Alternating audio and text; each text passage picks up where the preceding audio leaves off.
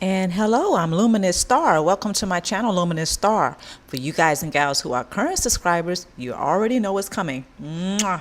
Thank you so much for your subscription. Thank you for motivating me and inspiring me to keep this channel active. For all of my stars who share your stories, big shout out to you, because what you are doing is not only inspiring me, but you inspire the entire planet. You don't know how someone else may be affected by your story. So keep sharing your stories. All of you who are visiting Luminousz Star for the first time, welcome. And why don't you join the Star family by hitting that subscription button below? We would love to have you. Today's video is character assassination may be the root cause of your social anxiety. I'm going to be going over a few points as well as a few tools, and please mind the description box below and check out the references and resources. Also, like and share the video. Thank you so much. First point. Narcissists are notorious for utilizing various tactics in order to obtain source supply. Character assassination is one of the main tactics that narcissists and those with a cluster B personality exercise within his or her dysfunctional family to target, particularly a child who has been chosen to scapegoat. Second point, in order for the tactic of character assassination to be effective for the narcissist or the cluster B personality, the child who is chosen to scapegoat within the dysfunctional family must be perceived as a, quote, safe victim, unquote, by the cluster B personality or narcissist. Third point, a safe victim child is a child who does not have responsible adults around him or her who are active within the parent-child relationship. Unfortunately, the child who is seen as a safe victim does not have any or very little support of responsible adults who provide nourishment to him or her. These children, who are perceived by those with a predatory nature seeking to prey upon him or her as a, quote, safe victim, unquote, are left to care for themselves at a very early age, therefore are prime for preying upon. Next point. Within a dysfunctional family, the child who is chosen by the narcissist or the cluster B personality to be scapegoated is a child who lives within an emotionally hostile environment. Character assassination within such an environment usually is very effective due to the strong sense of alienation within the child's home. By using the tactic of character assassination, a child's sense of self is greatly diminished, while he or she is systematically being outcast from his or her own family by the narcissist or the cluster B personality who runs the household. Last point, the overall message from the narcissist or the cluster B personality to the child who is scapegoated is that he or she is unacceptable to humanity, no matter the attempts to obtain acceptance. All right, I know that was a whole lot right there. I want to go right to the first point. Narcissists are notorious, but so are the cluster B personalities. They are notorious for utilizing various tactics in order to obtain source supply. Now, character assassination is one of their faves, especially if this is a cluster B personality who is the head of the household in a dysfunctional family, or a narcissist, okay, who is the head of the household in a dysfunctional family. Or we can go ahead and say any cluster B personality or any narcissist within their dysfunctional family who is older. Okay, they can be the grandparents, they can be the aunts and uncles, they can be a cousin even who is maybe a teenager or who is an adult. Any cluster B personality or narcissistic personality who is so-called responsible for children in the dysfunctional family fits this category. Okay, they can use character assassination. So when they use the character assassination, it is usually targeted at a child who has been chosen to be a scapegoat by the cluster B personality or the narcissist in the dysfunctional family. Second point, in order for the tactic of the character assassination to be effective for the narcissist or the cluster B personality, the child who is chosen to scapegoat within the dysfunctional family must be perceived as a safe victim, quote unquote. So once the cluster B personality or the narcissist has perceived the child to be scapegoated, one of the reasons why is because the child is seen as a safe victim. Third point, a safe victim is a child who does not have responsible adults around him or her who are active within the parent-child relationship. Pause. So basically, this is why the narcissist or the cluster B personality chooses such a child to scapegoat, because that child is perceived as a safe victim. A safe victim is a child who doesn't have other adults around him or her who are active in the parent-child relationship and providing nourishment to that child. In other words, this child is being mistreated in so many other ways by other adults in the dysfunctional family. And if that adult is not the cluster B personality or the narcissist, then the narcissist or the cluster B personality will see this. In other words, the person who is mistreating the child already in the dysfunctional family does not necessarily have to be the cluster B personality or the narcissist. The narcissist or the cluster B personality can just be sitting back, scoping everything out. And then they would choose the child to scapegoat.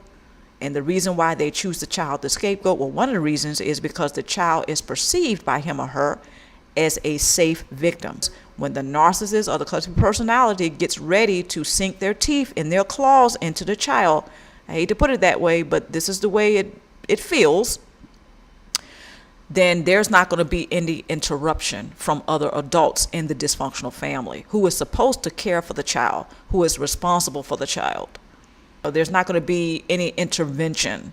There's not going to be anyone stopping the narcissist or the cluster B personality from obtaining source supply from the child who has been deemed a scapegoat and a safe victim.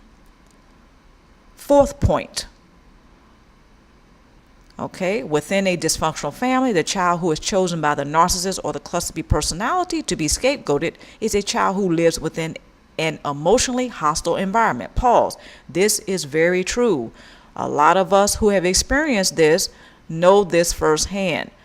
The environment within the home is quite hostile, emotionally hostile, meaning that child who has been chosen to be scapegoated and who is deemed as a safe victim by the narcissist or the cluster B personality is a child who lives in a household that he or she is not seeking who is not receiving any nourishment. They're not being validated. That child is not being accepted. So the child, more than likely, is being emotionally mistreated because they live in a hostile environment, whereas there's other family members who do not care for the child, whereas the child will feel validated. So the other family member who doesn't necessarily have to be the parent, it could be a cluster B personality who is an older sibling, could be a cluster B personality or a narcissist who is an older sibling or an aunt, an uncle, grandparent, so on and so on, older cousin. This person can just be observing this fact that the child who is deemed as a safe victim by him or her is a child who lives in a very hostile environment. So sometimes the cluster B personality and the narcissist in the dysfunctional family is not necessarily the parents who have deemed the child as a safe victim and who have chosen that child to be scapegoated, to be a scapegoat, pardon me. So it doesn't necessarily have to be the parents who have a cluster B personality or has a narcissistic personality. Very often it is. Okay, so the last point here, the overall message from the narcissist or the cluster B personality to the child who is scapegoated is that he or she is unacceptable to humanity, no matter the attempts to obtain acceptance. Pause. So basically, the overall message that that child who is deemed as a safe victim and who is being scapegoated within a dysfunctional family, okay, the overall message to him or her is that they are unacceptable, not only in their own families, but on the planet as a whole. So other people out in the world will not accept that child either. So the cluster B personality and the narcissist wants to make sure that this child receives that overall message, which again, I'll state, is that that child, no matter how many times or no matter what they do or say to attempt to get acceptance by their families or the family members, it will not work because they are unacceptable. And not only that, when they go out and they leave the nest, okay, when they leave home, when they get old enough to go out into the world, that child will remain having that message, internalizing that message that he or she is not acceptable on the planet, period. This is extremely wounding to that child because that overall damaging message is full of toxicity, and it is often internalized by the child that he or she is not acceptable to humanity as a whole. Not only is he or she unacceptable in their own families, but when they go out into the world, they are also unaccepted by others. Very toxic message. Okay? Very often, this is the overall message. There are other messages. However, that seems to be the main one that the narcissist and the cluster B personality provides or actually delivers to the child who is seen as a safe victim and who has been tagged as being a scapegoat within the dysfunctional family. Let's move on. Adverse effects of character assassination. Anxiety, guilt, shame, identity crisis, low self-esteem, lack of self-confidence, anger issues, depression, poor body image and poor self-image, insecurity, cognitive impairments such as brain fog, inability to invest in healthy relationships, strong desire to obtain validation from others. Okay, now there are so many more, but I wanted to name as many main ones or very common ones that I could think of.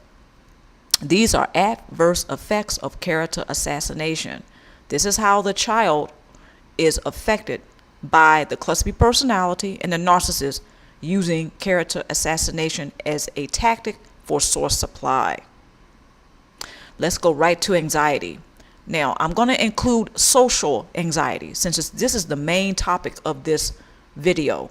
Social anxiety, okay, being the result of character assassination by the cluster B personality or the narcissist within the dysfunctional family, because this is usually where it starts. So anxiety and social anxiety is one of the main adverse effects of character assassination. So how does that happen?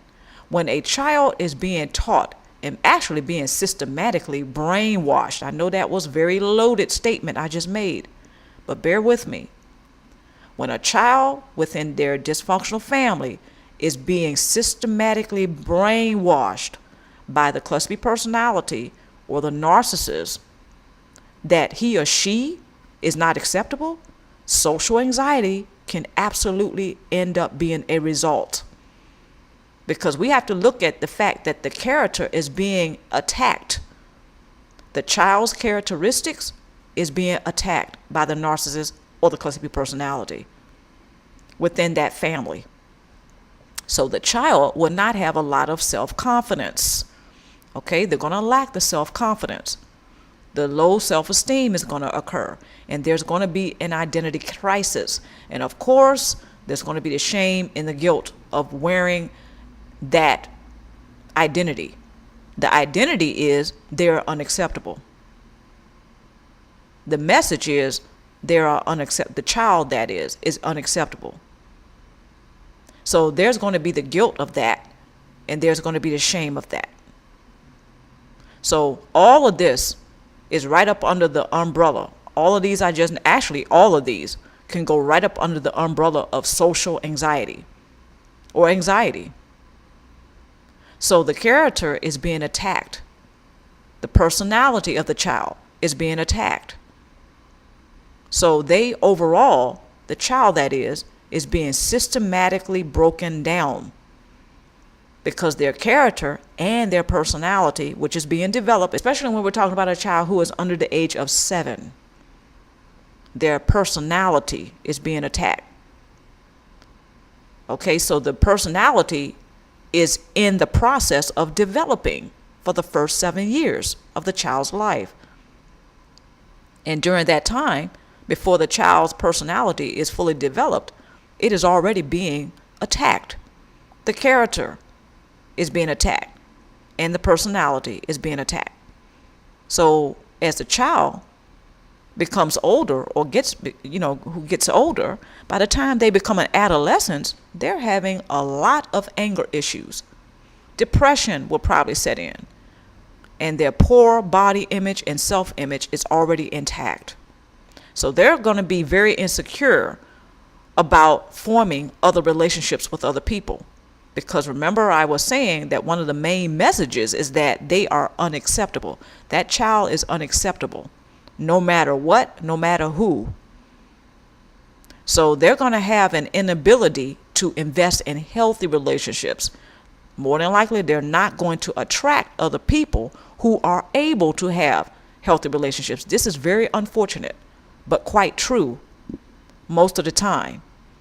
There might be some cases where this didn't turn out to be the case, but most of the time this turns out to be the case. A child who comes from a dysfunctional family and who is systematically brainwashed into believing that they are unacceptable, no matter where they go out into the world, no matter who they come across.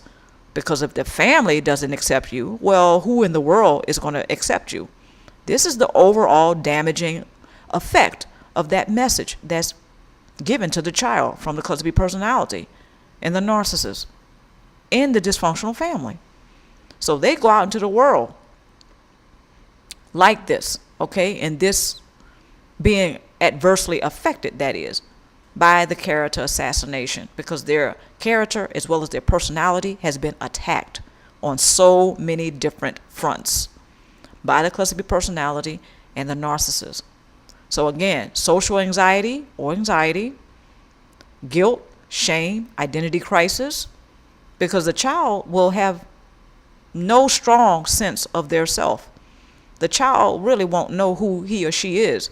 There's a lot of enmeshment that goes on in dysfunctional families, especially when family members or a particular family member in the household has a cluster personality or has a narcissistic personality.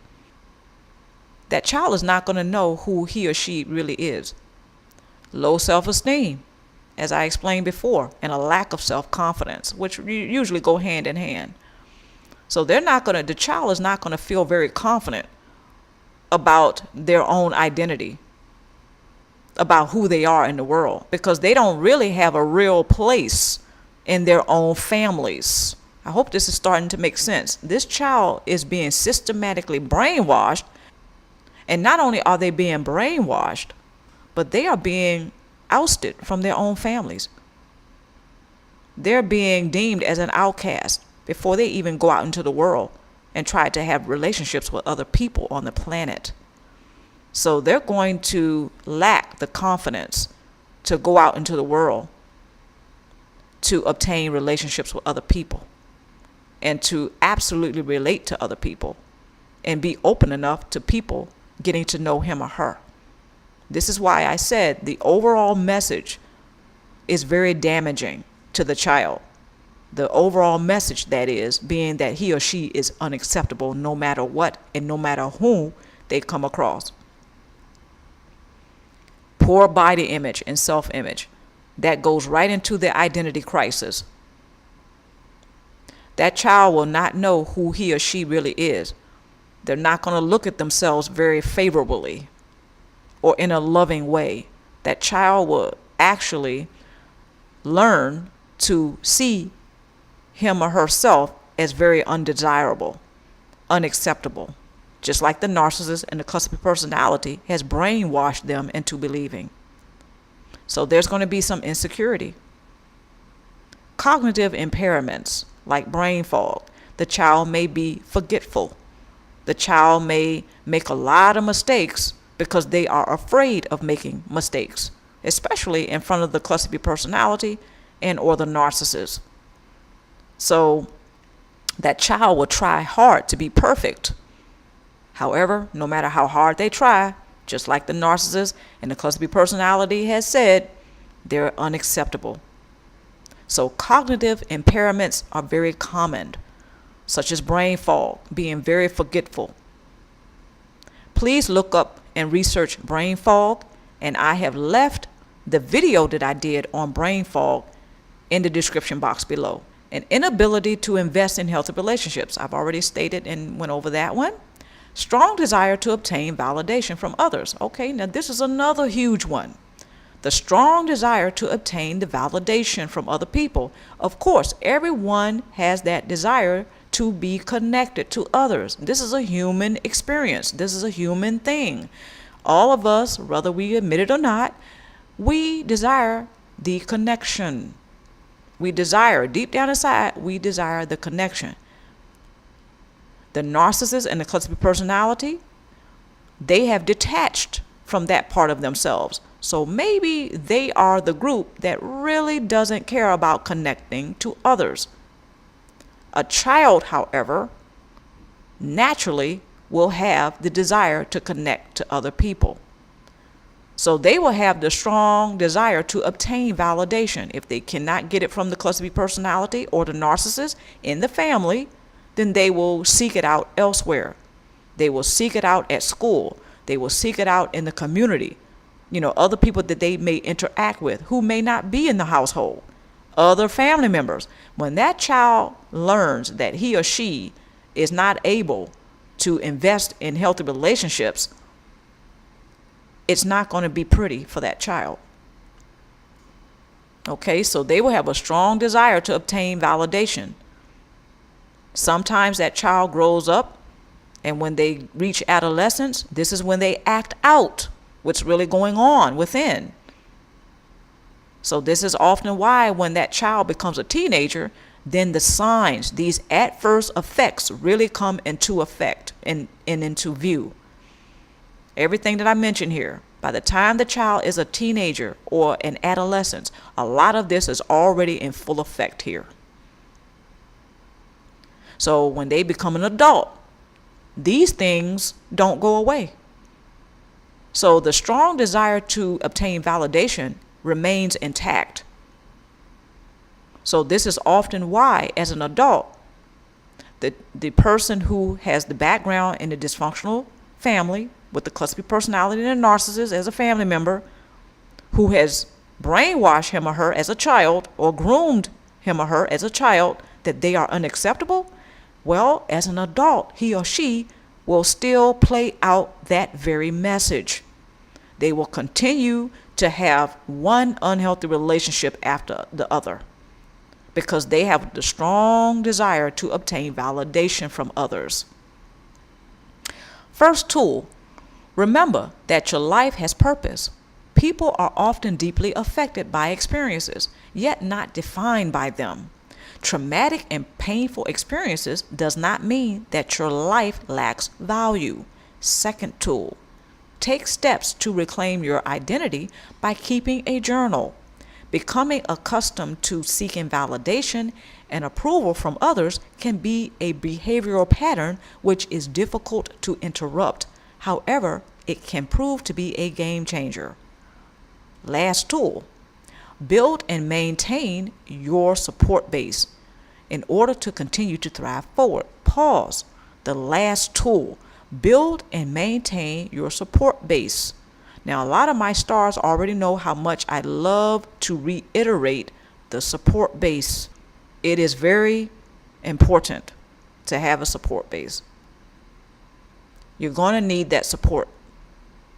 To go it alone, I know it is very easy because one has become accustomed, and I'll get to that second tool in a minute, because I mentioned becoming accustomed to seeking validation and approval. Okay, so this is very easy to do, to go it alone, that is, because some people are so accustomed to doing so because they have been groomed to do so since childhood by the cluster B personality or the narcissist in their dysfunctional family. So it is very difficult to break that behavioral pattern. However, seeking out a support base is going to be very important in order to thrive forward.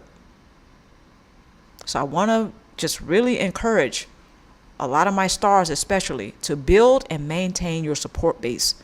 It starts with you. The support base, that is, it starts with you.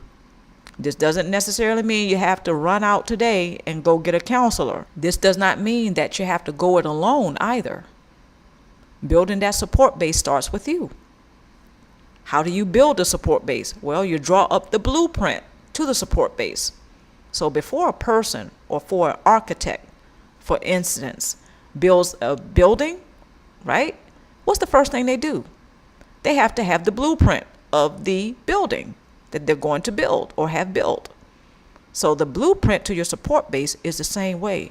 Before you even begin to work your support base, before you even build the support base, you have to have your blueprint. So what does your support base consist of? Who's going to be involved? Because it all starts with you. You're going to be the one navigating your support base. So I want to encourage my stars today or tonight, please start to build that support base. The second tool, take steps to reclaim your identity by keeping a journal. Yeah, because as I stated before, becoming accustomed to seeking validation and approval from others can be a behavioral pattern which is difficult to interrupt. However, it can prove to be a game changer. Absolutely. I found this personally to be so. How do you first reclaim your identity? Well, you're having a relationship with yourself, even if it's a poor relationship. So when we journal, what's going on? We're jotting down, or we're keeping record of what we feel and what we think and what's going on in our lives. What is the experiences we're having? What are the lessons we're learning? This is the purpose, or actually this is a few purposes of having a journal. A journal is another way of keeping record of you, keeping record of yourself. And that correlates with your support base, and you're navigating it. Okay, so reclaim your identity by keeping a journal. Have a great relationship with yourself. And part of that is keeping record of yourself. What's going on with you, right? Keep record of that. What are you feeling? What are you thinking? How are you resolving issues? What do you feel like you're lacking in life? How do you seek to resolve issues? See, all of this can be recorded in your journal, and you don't have to put pen to pad. You don't have to run out and buy a journal. You can sit right at your computer and start keeping a record. Another way to keep a journal is to have a tape recorder. Record yourself. Okay? Yeah, nothing wrong with that. And it's amazing. A lot of us do this anyway, and we're unconscious to it.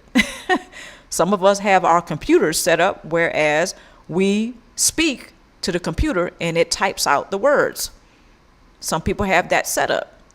Okay? Or the voice command on their computers or their iPads or their laptops. So the only thing you're doing is you are recording yourself speaking about your life. That's another way of keeping a journal. So this is how you can reclaim your identity instead of seeking the validation from other people telling you who they think you are. No, show the world and present yourself to the world as a person that you know you are. Reclaim your identity by keeping a journal. And I've already stated the various ways that you can keep a journal. It's basically recording you. Okay, you're recording yourself. This is what the journal is about. It's a book of you.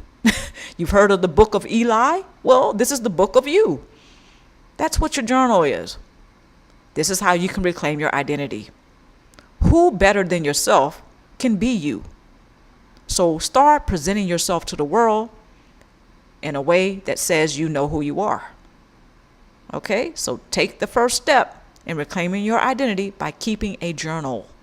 Yeah, that's a behavioral pattern that stems from childhood, and it is difficult to interrupt. And I found it to be a game changer. Because see, when you seek the validation from others, you're already at a lack. You're already on the short end of the stick right there. Because you present yourself as a person who doesn't know who he or she is and doesn't have a strong sense of self. So some people who have a predatory nature out in the world, their radar is going to go off and say, oh, wait a minute, this is a person who I can take advantage of. They don't know who they are. They want me to love them. They're seeking me to approve of them. They're seeking the validation from me. So they have a weak foundation. And so you can almost see that person salivating, especially if this is a person like a cluster B personality or a narcissist who has a predatory nature. So try to break that pattern, that behavior pattern, first by keeping a journal, because this will help you to reclaim your identity. And also work in the support base. Okay, you're going to need that. You're going to need that in order to continue to thrive forward. First tool, remember that your life has purpose. Of course it does. The narcissist and the cluster B personality probably has told you differently. The overall message is, and possibly has been, that the narcissist and the cluster B personality has told you that you don't matter, you don't count, you're unacceptable, not only in your family, but out in the world. This is a very toxic message that is often internalized by children who are being groomed by the cluster B personality and the narcissist within the dysfunctional family. They're being scapegoated. So this is a very damaging message. So people are often deeply affected by their experiences, okay? But they are not defined by them. So remember that. You can be affected by your experiences, but you don't have to be defined by those experiences, whether they are traumatic and painful or not. Experiences is a human condition. Remember that your life has purpose, regardless of what the narcissist and the cluster B personality has said. Okay, so having said all that, I want to thank everybody for watching. I'm Luminousz Star. Thank you so much again for watching. And until next time, take care and stay tuned for more videos.